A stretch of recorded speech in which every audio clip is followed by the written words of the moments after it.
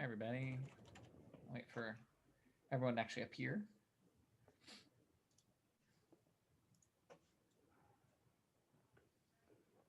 How's it going, Professor? Doing good. Juggling all the things, but above water, I think, mostly. So that's good. I just You're realized that I haven't uploaded or updated the lecture video, so I should probably do that. All right, anyway, okay, cool. I like to edit it and add little notes and like make sure things match our current semester since we were using some of the webcasts. Yeah, what do you guys have on your mind? Ryan, you got your hand up, so go ahead. so I was wondering for like Crucicle's runtime, like in the slides you have O of E. Uh-huh. Like does that E come from like the for loop? I think you said something about that, but like why would that like contribute to the runtime? Well, so Crucicle's algorithm, so, well, let's see, let me find my actual slide to see how I described it. Then we simply iterate through the list in OE time. Um, oh, I see. Yes. So that last note that says if we use a pre-sorted list of edges. Yeah. Yeah, sure. So that's a counterfactual to how you usually store your edges. But so you're asking this first part of the sentence, what does this mean? Or no, just like why is there an E in like the overall runtime? Like even Oh, though like it gets cut off, but like got I was it. just curious This where is that. here because this is the runtime needed to relax all of the edges, or to like basically consider each of the edges, right? Okay. Yeah. But wait, then it's like I said E relax. log I meant E include. Yeah. E log E time, right? E log E time. Why would it be log E though? Wait, hold on. Okay, and wait, no, I'm tripping. Never mind. Sure. Oh, so So, basically, the normal runtime is the sum of these four, right? uh-huh. If you use a priority queue. Mhm. What this is saying is that you can avoid the E log E cost if you have a pre-sorted list of edges. In that Oh case, the yeah, yeah, top yeah. two rows just become E. Right. Make sense? Okay. Yeah. Yeah. And then what is log star? Log star is that function we got from the disjoint sets lecture. So Mm, specifically, it is, let's see. Yeah, so we got lecture 14.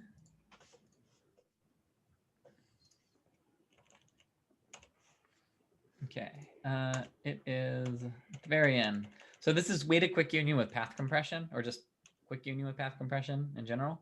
right. That's the runtime needed to do M operations on in objects. So it's, Wait, I thought path compression would just be O1, right? well, the overall, so it's this function right here. So if you do M operations Oh on wait, a, I do remember this. yeah, so this is what this is from. So Mhm. yeah, so this is the Could function you log star. It's this very could slow you growing. quickly explain it? Say again? Can you quickly explain it Yeah, sure. really So fast? mm, if you do, um, if you create a quick union object Mhm. with path compression and you perform Mhm. M operations, where M is like the number of connect and is connected, all right? Mhm. The overall runtime you can show, but we didn't in this class. It's covered in 170, but you can show that the overall runtime is n plus m times log star n. This n Mhm. is to create all the arrays and everything, like the basic setup. And this is the cost to perform your m is connected and connect operations. And log Mhm. star is a very, very slow growing function, much slower than log even, that's Mhm. described as follows. So once Right. n is the size 2 to the 65,536, log star is 5. So okay, yeah, and we didn't prove it, right? No. Okay. Wait, I thought path compression though. When I thought it would just be like constant time, right? Because you just hook it up to the like every single root or uh Mm-hmm. every single node is just gonna be hooked up to the root. Well, not Like at that's gonna be first. I find it, mean, right? eventually, yes. Like Um, why can't you just do that where you implement it like as you like connect? so even if you do that, though, Yeah, because I think I the did that in the project. got it. So even if you do that, the runtime is still log star. And if you think about basically, you're right that you would never end up with this tree with path compression. Uh-huh. But you could still, if you, let's go back to this earlier example here.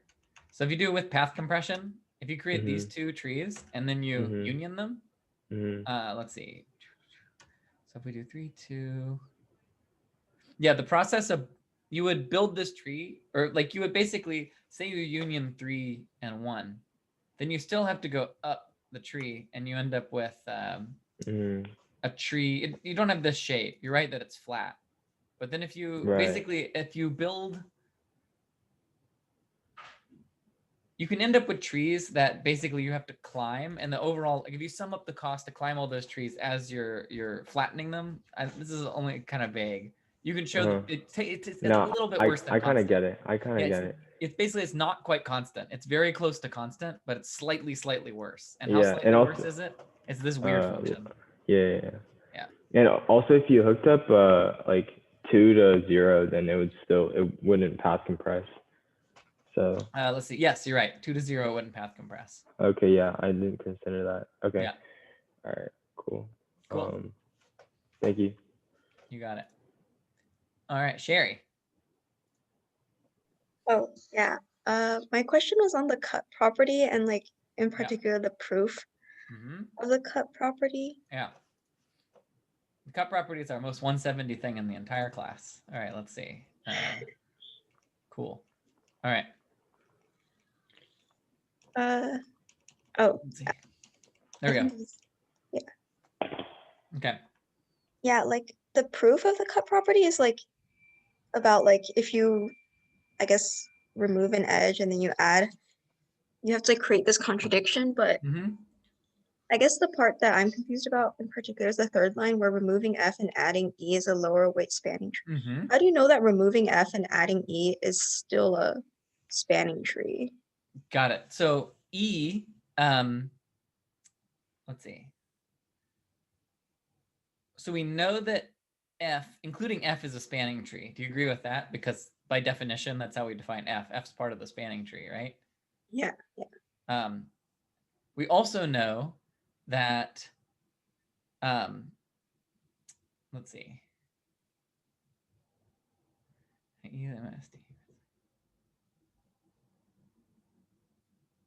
Okay, how do I want to put this?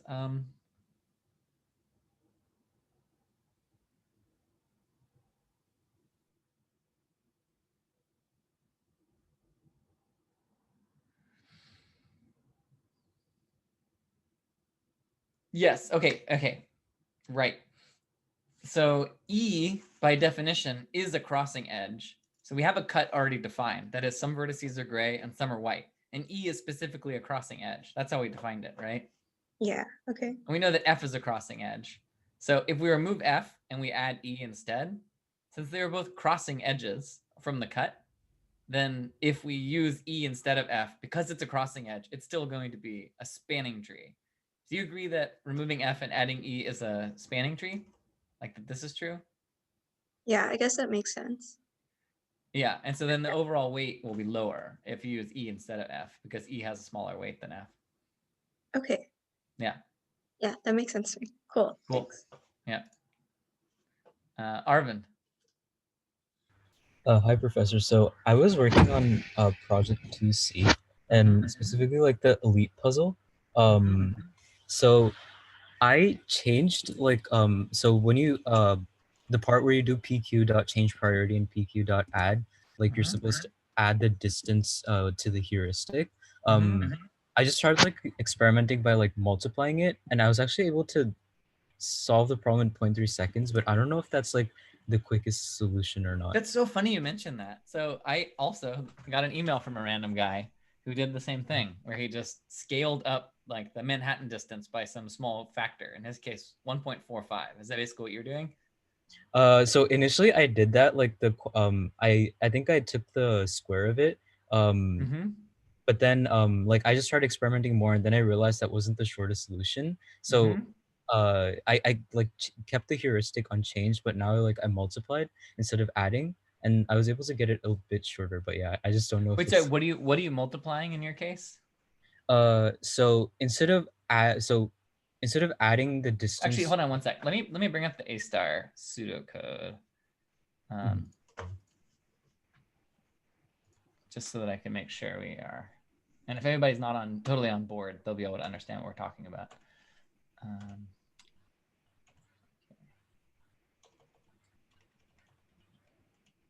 Oh, is it shown anywhere?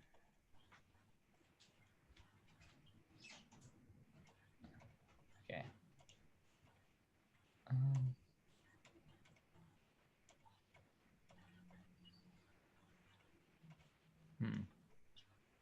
Where's my... Okay, well, I'll do a demo. Maybe it's here.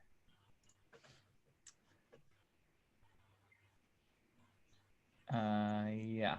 Here's something I don't remember because I haven't done this project since last year when I revamped it. Oh, actually, I know the answer to this question. Never mind, I won't ask it. Okay, so you're saying that when you are changing priorities, what are you doing? So instead of doing D plus H, I'm doing D times H. Oh, D times H. Yeah. Oh, weird. Okay. So you're multiplying the distance by the heuristic. So so D plus H versus D times H. D times H is like... weird. Hold on a sec. All right, that is even weirder than the other thing someone else did. Okay, so it's D times H. I'm just notepadding something real quick. Let's see. Yeah, you just did it to see what would happen. What happens? So I actually solved this thing in like 0.3 seconds. Yeah. The solution was of length 55. Got it. For which puzzle? Elite Puzzle 3. Got it. Is that the right answer? I'm not sure. I don't think like the the elite puzzles don't have their length. Yeah. Oh, interesting. So D times H, that's very interesting. I mean, that is a very weird thing to do. I mean, let me tell you briefly why it will not work in general. Though, I mean, it's feasible to me that it could work for this specific case, maybe. It's that the heuristic D times H, what are you doing exactly? Let me think of what this means.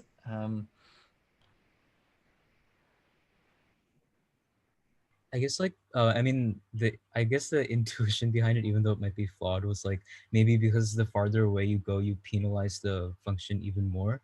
So yeah, sure. I mean, you're penalizing like more severely bad paths, but you might over penalize.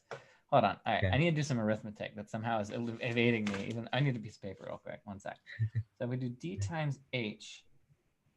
So P equals D times H versus V equals D plus H. So if H is very strange.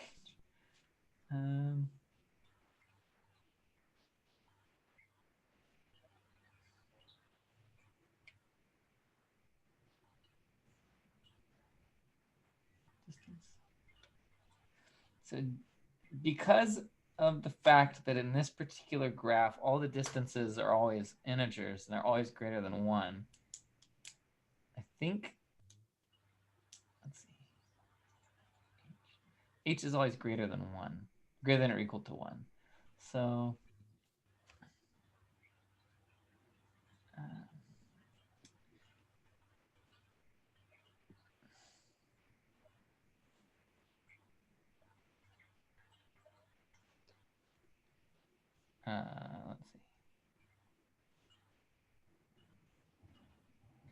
Oh wait, actually, so the text file does have the solution length. So the solution length is 51. Mine was 51. Yeah.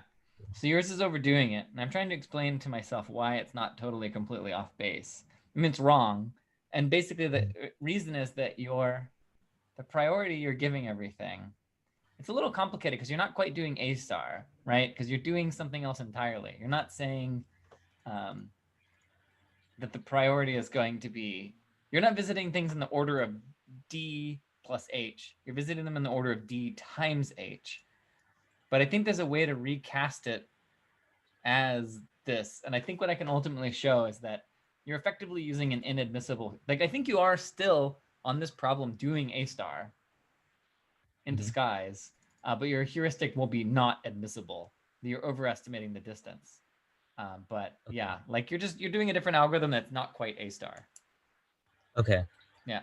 No, this does bring up an interesting point, which is something called an approximation algorithm. We don't talk about them in 61B at all, but often finding an approximate answer is much, much, much, much faster than finding an exact answer.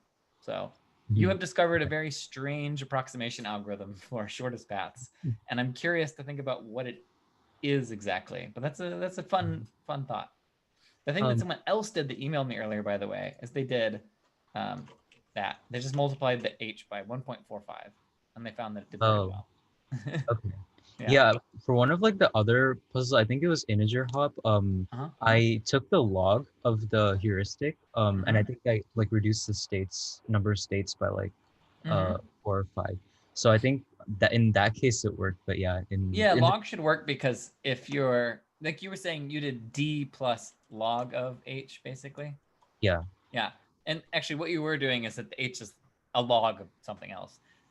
That makes sense to me because that's going to make the heuristic more likely to be admissible. Interesting that it actually saved you time, but yeah, Mhm. because Okay. log of something is going to be smaller. So if you're making an even more underestimate, I'm not so surprised that it's still working. Mhm. Cool. Yeah, I guess it's because like the fact that you can like make like huge jumps backward and forward. Maybe that's Mhm. the reason why. Yeah. Yeah. Cool. But yeah, so basically you invented your own algorithm. It's not quite A star, that I think is A star in disguise, but I think I would need to think about it a little more. Okay. Yeah. Ryan. Just a few more questions. Could you like I get it, but could you go over like Dijkstra's versus Prim's, like where in it Yeah. it's like different, Yeah, specifically sure. like the small and Absolutely. the Let's do detail? it. All right, awesome, thank you. Let's see. So the difference between Dijkstra's and Prim's is very small. And in fact, in Dijkstra's paper, if I didn't say this in lecture, I'll say it again. They were like a 2-for-1 basically, where he's like, oh, this also does the spanning tree problem. So the only difference, I think the easiest way I can explain it is just via the demos.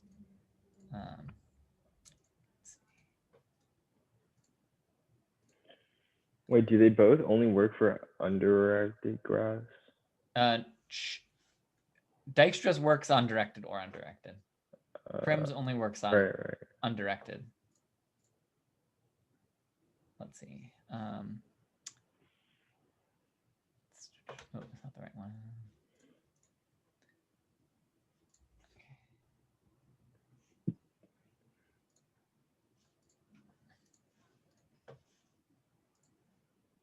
Okay, here we go. Side-by-side demos. Different graphs, but same idea. Okay, so in Dijkstra's algorithm, when we're trying to consider which vertex to visit next, we consider the vertex that is closest to the source, right? So right now, the vertex that's closest to the source, we have, let's see, let me hide this thing. Sorry, one sec. I want multiple. There we go. Okay, so at this point in the algorithm, when you've run it a while, right, there are 2 vertices that we consider. There's vertex 3, which is distance 13 from the source, and there's vertex 5, which is distance 16 from the source, right? And so the order that we visit things in is the distance from the source, okay? Let's go to Prim's. And I'll go back to Dijkstra's again in a sec. So in Prim's algorithm, instead of, let's see if I can get a little later.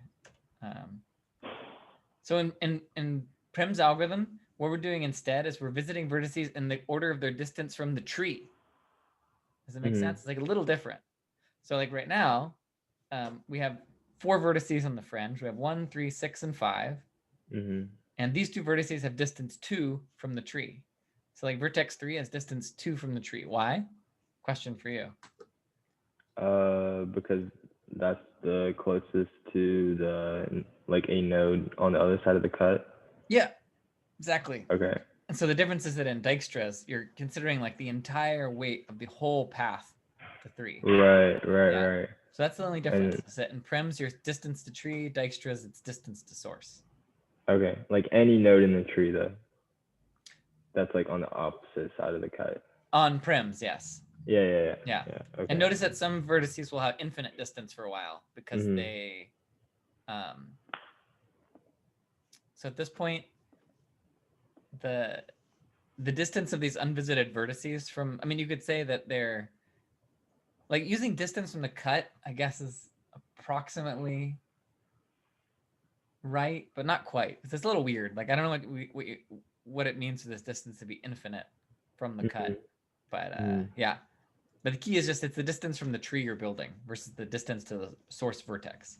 Right. Okay. And then could you go over the runtimes really quick? Sure. For which? Like both of like either of them. They're the almost same. the same. So let's see. Yeah. Dijkstra's Dijkstra's, algorithm yeah, sure, basically yeah. boils down to this. You're counting priority queue operations. Mhm. So I think about it this way.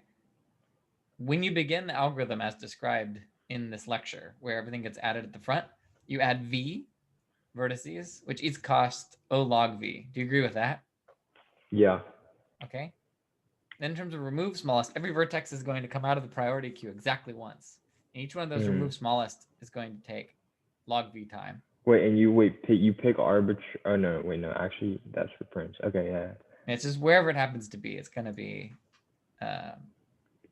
whichever vertex happens to be closest to the source, that's the one you're going to get. It's always going to be at the top of the heap. But once you remove it, now some other vertex needs to go and be in the root. So the only one when you start out that has like it's gonna be the like the root that like you're trying to find all like the closest paths to, and then it's gonna be all like infinities. Yeah, exactly. So right now, when this algorithm begins, there are 6 items on the priority queue, all with infinite priority. Right. Okay. Yeah, and then once you do one of them, and then you relax the edges and then change the yeah. priority. Okay. All right. And then you just pop the one that's the closest or the closest distance. Okay. Okay. Yeah. All right. And so when you remove, that's also log. Yeah, log V time. And you do that like how many times you do that? Well, every vertex, the fringe starts full of all vertices but the source, and everything gets removed exactly once. So you'll end up removing each vertex once, basically. Okay. Okay. Yeah. Okay. So that's why it's V log V. And then change priority. This is that operation from project 2B that you had to implement. And so every edge, in the worst case, is going to send the vertex you're thinking about to the very top of the priority queue. So for example,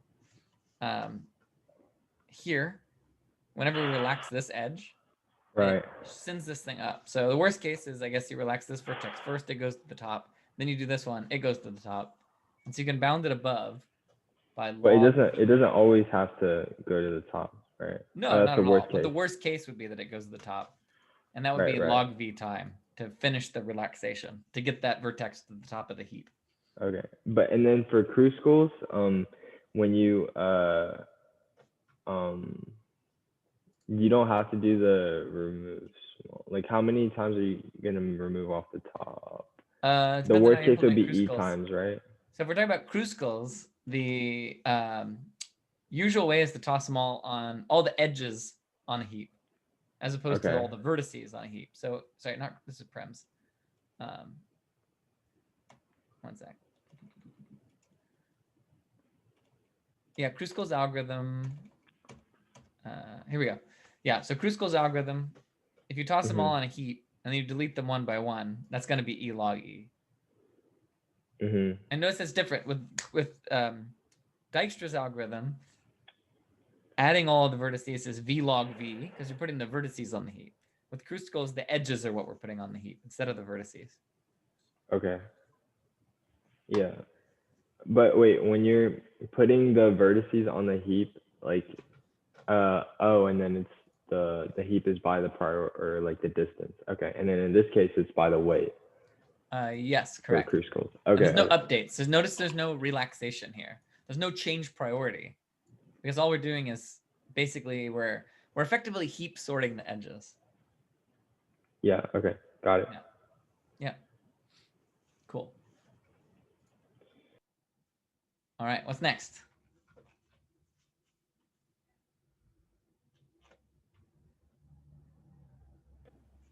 I mean, I can ask another question. Go for it. Nobody else is talking. so yeah. For breadth first search, like I kind of still breadth first search and depth first search. I still kind of don't get why it's V plus E.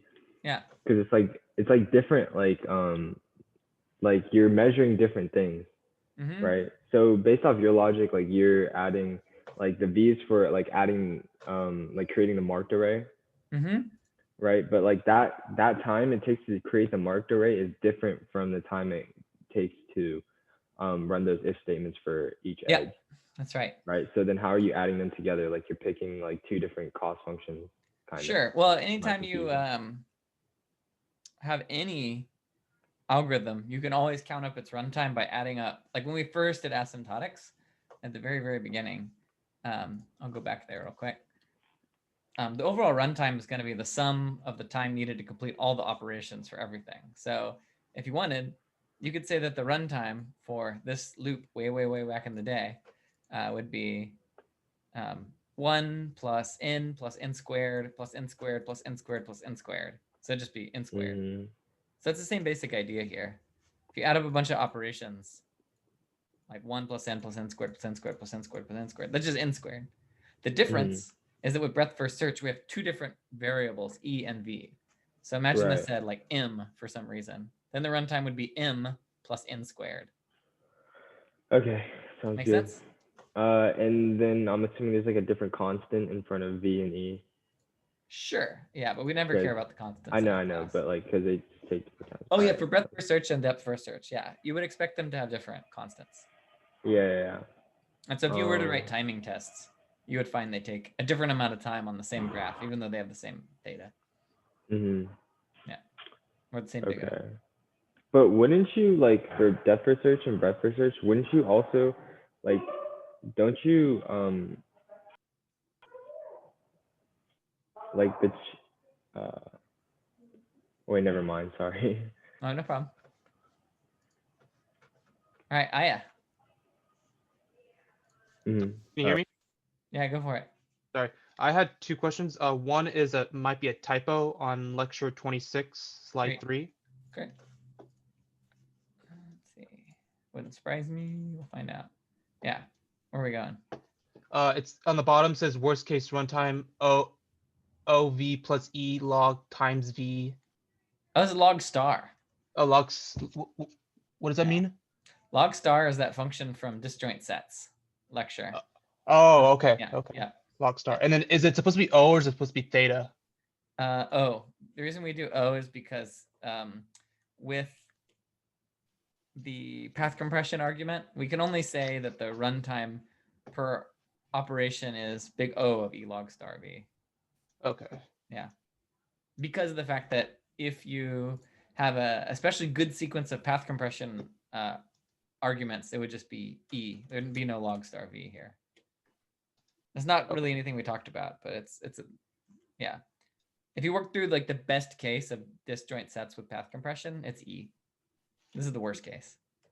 Okay. Got it. And that worst case is basically what oh, he vanished. But anyway, yeah. Earlier somebody sniffed it out. Maybe it was Andrew. I don't remember. Anyway. Got it. And what was the other question? I think my other question was just recently asked on ED. Okay, cool. All right, Arvind. Yeah, I actually, so I have a question about like asymptotics in general. So like asymptotics always gives like an upper and lower bound for an algorithm. So like for example, weighted quick union can like in certain cases it can run like in constant time, but other times it takes longer. But is there a way for like computer scientists to like capture the distribution of like runtimes in that spectrum? So like in because it's probably not like equally probable that it's like one versus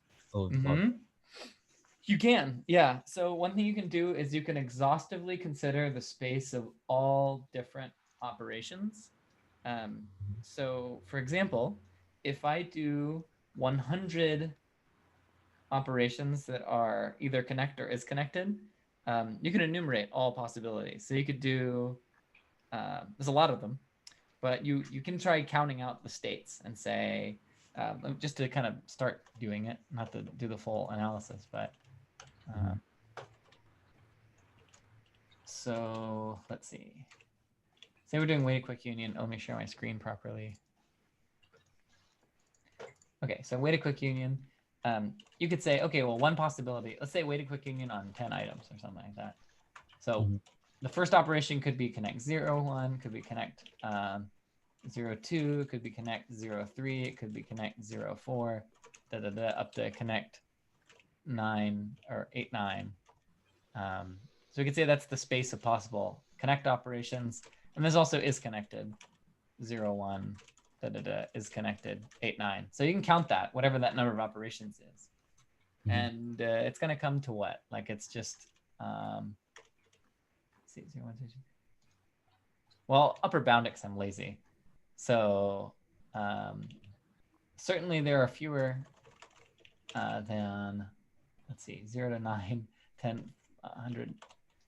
So there's roughly 200 things that can happen at step 1. That's what this comes to. Okay, does it make sense?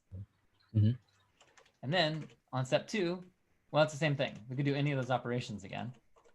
And so we have up to operation number 100, same thing. So in effect, there are 200 possibilities at each step. We have 200 choices. And there's 100. I do this backwards. Wait, this is roughly that many, right? So you can enumerate how big the state space is. And then, so this is a pretty big state space, but then you could say, okay, of this fraction, how many of them take time 1, 2, 3, 4, 5, whatever. Yeah, so you can do it in principle. Where we will actually see it in our class is in quick union or quick sort. So when we talk about quick sort, this is a place where the empirical distribution of arrays does actually play a role. And what we'll show vaguely, I mean, not fully, is that the average array has around, or will take around n log n compares. But the worst array will take n squared compares. And there is a smooth distribution from the n log n to n squared. But there's there's a way to like empirically show it across all n. So yeah, we'll talk about it a little bit. But yeah, you certainly can. You can like find the distribution across the entire space. Yep. And good. Is it like common like in industry or like in research for like computer scientists to do this? Yeah, I mean, I think there is something called profiling. So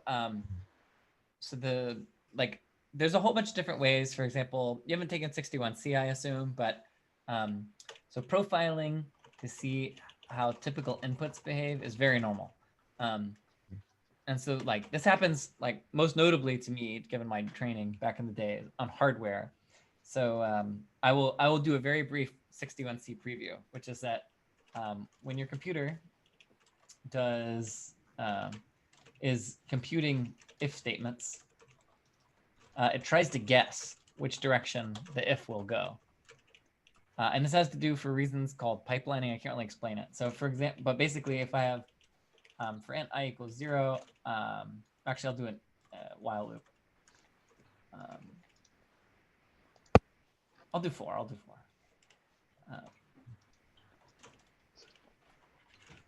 I plus equals 1, do something. All right, so consider this piece of code.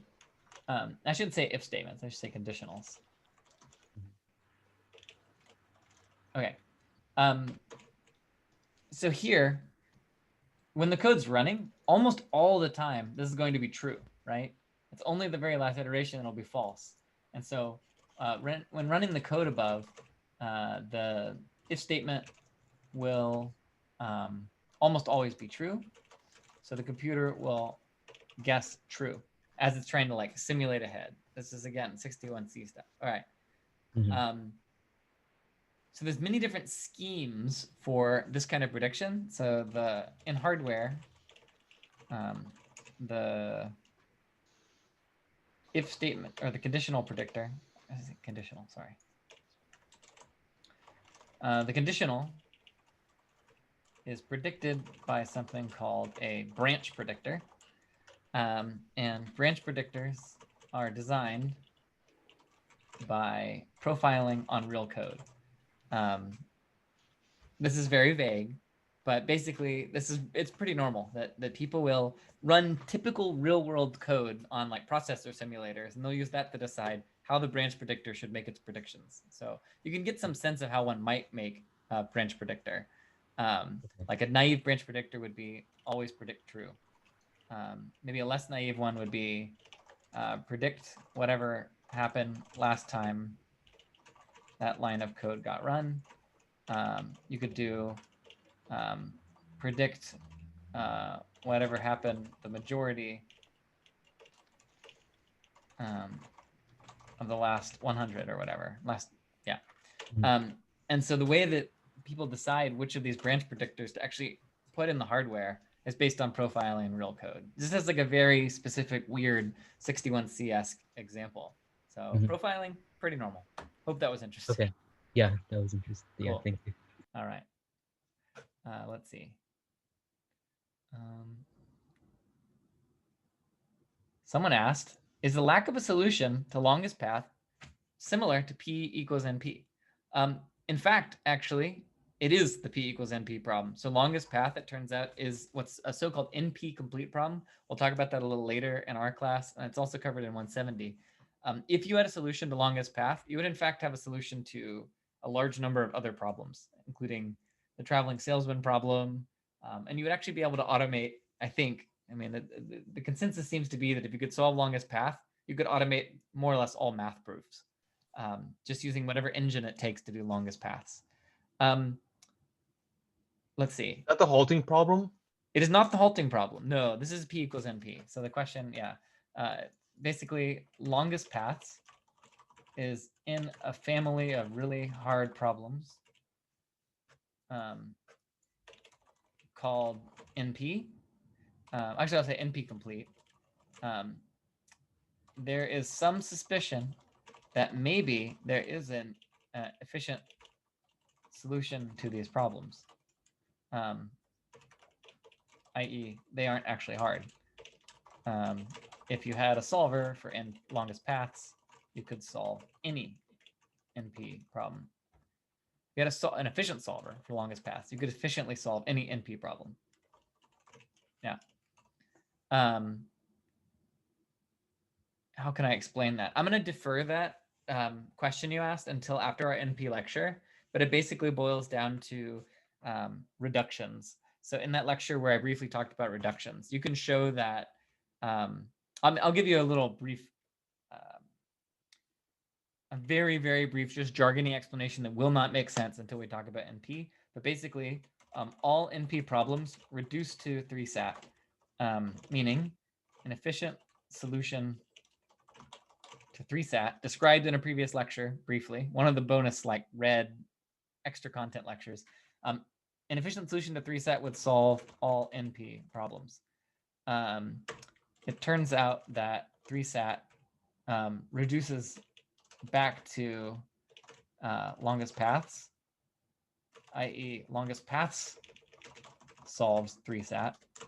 Therefore, longest paths solves more or less all problems.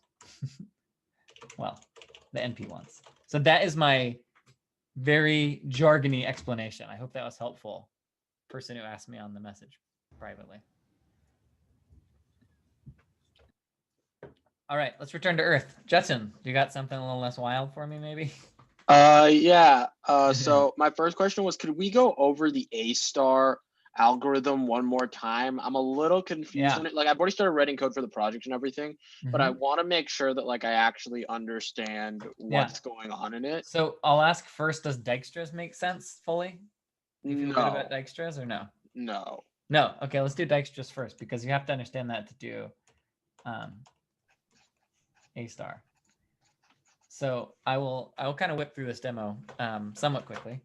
The basic idea. Okay, so first question. Do you know what the goal of Dijkstra's is? Isn't it to find like a path between point A and point B? Almost. It is actually to find a path from point A to all points. And the thing you Okay. get back is called a shortest path tree. Now, A star, as you just highlight or like alluded to or foreshadowed, it is from A to B. But Dijkstra's in general is just from A to all points. Okay. Mhm. So here's Dijkstra's algorithm. You start by giving every vertex a priority of infinity because they've never been seen. Then you consider all the edges from your source and you relax the edges. Does the term? Professor, Yeah. sorry to disrupt you, but are you still on the coding screen or did you I transition meant to to a show PowerPoint? this. Thank you. Okay, cool. So we're here. All these vertices have infinite priority. We're at the source. We relax these two edges. So question for you. What's going to happen to the priorities of vertex 1 and 2 in Dijkstra's? They're going to change to be 1 and 2 because they're both less than infinity. Great. All right. So then we get there. All righty. So which vertex are we going to take off of the priority queue next? We want the shortest path, so I'd assume we're going to follow 2. Correct. All right. So now we have how many edges coming out of vertex 2?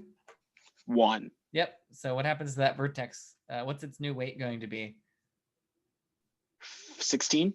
Correct. All right. You understand Dijkstra's basically. So you repeat that process over and over, and eventually you end up with this object. Okay. Okay. This is the only difference between Dijkstra's and A star is that in A star, we don't order the vertices just based on their distance, but the distance plus some totally arbitrary value, h, for every vertex. So by magic, there exists a function h that given a vertex will just be a arbitrary additive that we can't explain. All right. I mean, there's no reason to at this point, at least. Okay. Same deal. So when we start A star, okay, and this is the only literal difference is how we compute priorities. Okay. So when we start A star off, same deal where all of our vertices have infinite priority. And we consider these, it's 1, 2, just as we saw before. Now here's where things are slightly different. So in Dijkstra's, what priority would this vertex have? In Dijkstra's, it In would be Dijkstra's. 2, right? Yes. And how about this one? 2. It would either be 1 or 16, right? In Dijkstra's, it would be 1. Okay. Why And is in it A star, it's 16. Why is it 16 here? Is it because we're following the entire path from point 0 to like 0.5 in this case? So we have to include No. that whole distance? That's not why. The reason is that h of 2 is 15. That's why. Does that make sense? Kinda. Okay, so there's some function h that came from heaven. It was given to us and like written on a scroll. We don't know where it came from. It doesn't matter to us. So this h is 15. All right, let's try again. All right, so I'm gonna go a little later. So at this point, when I consider all of these edges, what is going to be the new distance to vertex 4 after we relax this edge? The new distance will be 5. Correct. What will the new priority be? 3? Nope. It's 5 plus something. I know it's 11 because I've seen the example, but I think it's like 10 it's or not 11 actually. So this is It's the not? thing. No. So the Okay. right to the distance, if it was Dijkstra's, the priority would be 5, but we add something to the priority. Is it this thing that's pointing out of 4, the 5? Is it the Let's 5 see. pointing out of the 4, or am I? Oh, let's see. I'm Do I kind have of a glitch missing in it my there. slide somewhere? No. Okay, I don't. Let's see. 4. Hold on a sec. I think the one thing would help me was doing this by hand, because once you Yeah. choose the node that you're going to, like you pick node 1, you're counting 2, you're not counting its heuristic afterwards, because the Correct. heuristic is just a prediction. Yeah, So that's yeah, the yeah. confusion I had as well when I was doing this by hand. So after Got you it. pick the node 1, you say, okay, so far I'm at 2, but I'm not Yeah. going to include the heuristic at 2. So when I look at node Correct. 4, I'm going to do 3, but then I'm going to add 4's heuristic because it's giving you Exactly. a So prediction. that's the thing that Jetin was missing. So the priority here is not 5 like you would usually expect. We have to add something, and that something is h, which is 1. Does it make sense, Jetin?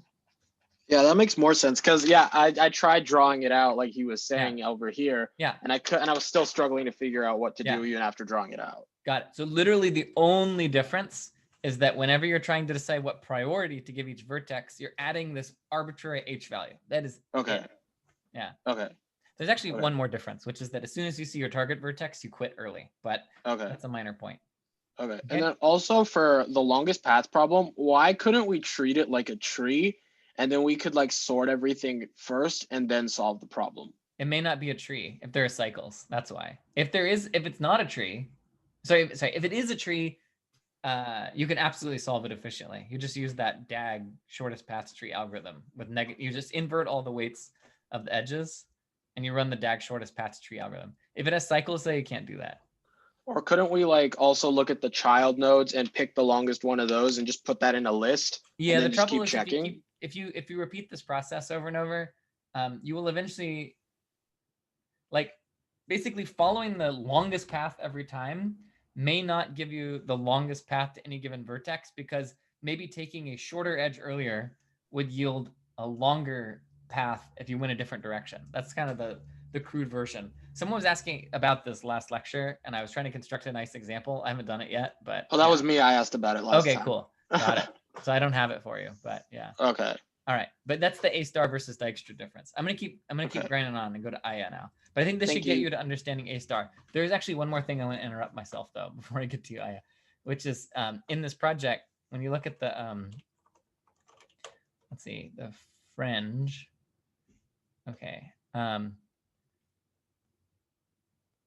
Yeah, there's like one difference. See this thing I'm highlighting, or you do not, because I am not showing the right screen maybe. So one thing that's different between what we do in lecture and what we're doing here is that instead of keeping all the vertices in the priority queue at the start, we're only going to have the start vertex in the priority queue. Okay. Are you happy with that? Yep. Thank Yeah, you. so just make sure you do that, because you can't add all the vertices in advance on this homework because the graph is infinitely large. Or potentially. Sound good? All right. Thank Aya. you. Yeah. I had one logistic question and one A star question. The Yeah. first question is, what happened to the lecture recordings? Because I can't find them on the guide pages anymore. The guide, oh, lecture recordings on the guide pages. What do you mean? Like here? Like, didn't you have lecture recordings for previous lecture? Oh, these things that we're doing right now?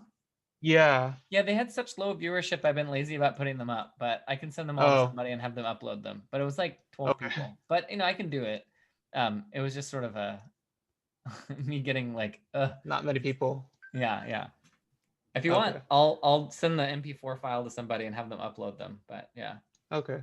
I think they're useful. All right, cool. Sounds good. And then And the then A star. the quick check regarding A star, Yeah. I was doing it and I got confused about the ordering Mhm. when I saw it. So for the quick check, A star, the answer came out to A, E, C, B, D, but E, I C, didn't D. include B. Oh, you might not see it. Oh yeah, I'm about to bring this up. Yeah. Soham had to write this one because I was busy, so I don't actually know this exercise. Because I usually write them all myself, but not this one. All right, so A star, yeah. So you're saying you got what order? Oh, is your screen not showing the same?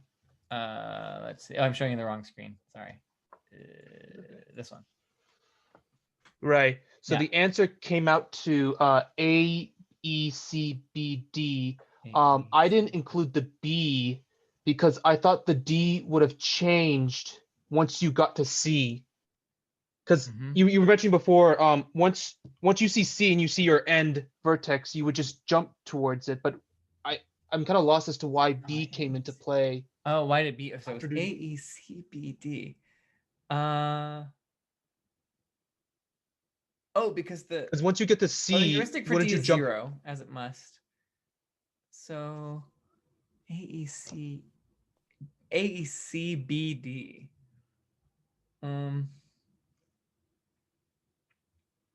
It's the order in which vertices are visited.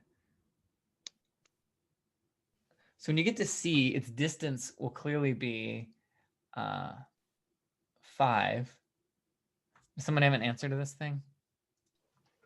No. Okay. So you're right that the order changes based on the heuristic, but this heuristic is good. The heuristic for D is 0 and B is 6. Yeah. So it seemed to me that when you get to C, once you visit C, you're going to change the vertex. So B will have priority 5 plus 4 is 9 plus 6 is 14. It would have had 8 in the beginning if you started from the algorithm. Yeah. Once you Oh, get to 8, C, you're right. Yes, sorry. yeah. Once you get to Mhm. C, you should be Oh, seeing I see, I D. see. Got it. Oh, that's why it's Yeah. done this way. Yeah, I see. Yeah, all right, I understand now. So B is next, actually. That does make sense to me. Sorry, that's right. I forgot that this was in the priority queue already, because this distance is going to be 2 plus 0 plus the priority, or the estimate, which is 8. So we go here. This could be 8. This is 8. All right, let's imagine that this was 1.9, right? hmm In that case, this is kind of a silly corner case, but if this is 1.9, this could actually be a better path overall. And in fact, it would be, right? Because you'd be doing 4 Yeah. plus 1 plus 3. Actually, During you know the what it step is? where The path A, B, D is equally good as A, E, C, D, right? Like A, they're B, both they're both distance 8, right? Do you agree with that? Like but there's don't you two go through paths. E? Hmm? Yeah. Yeah, so I mean, basically the path that this thing would compute, the way that our Lexer guide describes this, it would go A, B, D. And what you said is, wouldn't you always go immediately to D? But not necessarily. I mean, here it's a tie break. Yeah. Can I give a counterfactual real quick? Imagine that this weight were 3.5, okay? Mhm. You wouldn't want to go to D, right? Yeah. Once you're at C, I actually calculated the path from B, D, and F, and I see that B's value won't change because it becomes 17. So, and then D is 10. So based on how we constructed the algorithm, B would have to come next because it was labeled as 8. And D Yes, was and 10. so no, actually D was 8 because it was 4 plus 1 plus 3. So that's 5, 8, and then D had weight 0. So D's priority and B's priority were both 8 at the very end. Oh, right. Yeah. And what this said is that this particular implementation breaks ties alphabetically. So it goes to Yeah, B so next. B would have to come first. Yeah. Oh, Yeah. Okay. Yeah. That's a really interesting problem. Interesting. I like this. I Yeah. didn't write it. I so liked it a good. lot as well. Very cool. It's a Good nice- job, Soham. All right. Yeah. I think that's it for me. Anybody have any other last minute somethings? Let me see if anything happened in chat. Yeah. Okay. Yeah. Cool. Can I ask one last quick thing? Yeah, sure. Regarding the last problem on this check, when I was talking about F, Down here. it said Oh, F here. should have been 2, right? So you notice if you take the path, it's not the shortest path. I don't know the problem yet. Sorry. Oh, This sorry. problem here. The one below it. Oh, right here. Extra. Oh, okay. Go ahead. So what was your? So it's not the shortest path, obviously, and because one of the weights was off, its prediction was yeah. off. So we Yeah. need to change it so it's more accurate into what it's Yeah. saying, and it's obviously F because F is way too high. Yeah. Once you're at E, you don't want to go to C, you want to go to F. So my Yes. opinion was like, since they're both the same weights, and that you have an alphabetically tiebreaker, F would have to be 1, not 2, because if it is 2, you're not You necessarily would tie break breaking wrong. Yeah. Yeah. Well, 2 wouldn't work either because 2 is still not admissible. It's like too big. So if you say F equals Yeah. 2, you're overestimating the distance. But the answer was 2. That's It's why I was 2? confused. Huh. Yeah. Let's see. Oh, I see. What maximum value it can be. Got it. I see. So it's true that F of 1, or a heuristic value of 1, is admissible. It happens to be for this graph, you can go a little bit inadmissible and it still works. So you can go up to 2 and have it still work. But you're saying it should For it actually to be get- like 1.999999 or something? Wait, but if it was 2, then because C's heuristic is 2 as well, and Yeah. if you put F as 2, then it's going to go with C because it breaks the tie in the I didn't think alphabetical about that. order. So 4 plus 1. So it would be C is 7. 4 plus 1 plus 2 is 7. So C would come first. 2. Oh, that's funny. I think the right answer is the maximum value. Funny. There is no maximum. It has to be any value Oh. smaller than 2. Okay. Oh. Yeah. Because there is no number right before 2, but yeah. All right. Funny. I think the actual answer is there is no answer. It just needs to be smaller than 2. Okay. Cool. All right. Thank you, everybody. Thank you. Yeah. I will respond to, if you have an email outstanding from me and you're here right now, I will reply. Sorry, I haven't done so yet. All right. Thank you, everybody.